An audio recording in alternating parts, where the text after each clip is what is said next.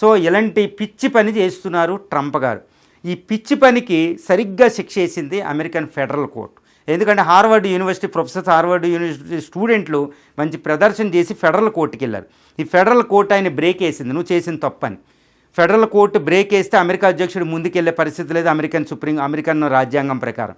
So పిచ్చి కుదిరింది. ఒక రకంగా రేబీస్, కుక్క కాటుకి రేబీస్ టీకే వేసినట్టే హార్వర్డ్ యూనివర్సిటీ. ఇప్పుడు ఈయన హార్వర్డ్ యూనివర్సిటీతో పెట్టుకున్నారనుకోండి, అమెరికా మేధావులు ఈ ఫ్రీ అంటే అమెరికన్స్కి ఏంటంటే ఇన్అలైనబుల్ రైట్ కింద ఫాలో అవుతారన్నమాట. వాళ్ళ గన్ తీసిన, ఈ కాన్స్టిట్యూషనల్ రైట్స్ తీసిన అమెరికన్స్ ఊరుకోరు. ఈయన పదవికే ప్రమాదం అనమాట హార్వర్డ్ యూనివర్సిటీని టచ్ చేయడం అంటే. అంత ప్రమాదంగా పిచ్చిగా ఈయన చేసే పనులు హార్వర్డ్ యూనివర్సిటీ దాకా వెళ్ళినాయి అంటే ఈయన ఎంత పిచ్చో అమెరికన్స్ నవ్వుకుంటున్నారని అర్థమవుతుందన్నమాట. ప్రపంచం నవ్వుకుంటుంది ఈయన చూస్తే. నీ మొండితనం. America great again. America great again అంటే ప్రజాస్వామ్య హక్కులు పోకూడదు, ప్రపంచీకరణ పోకూడదు.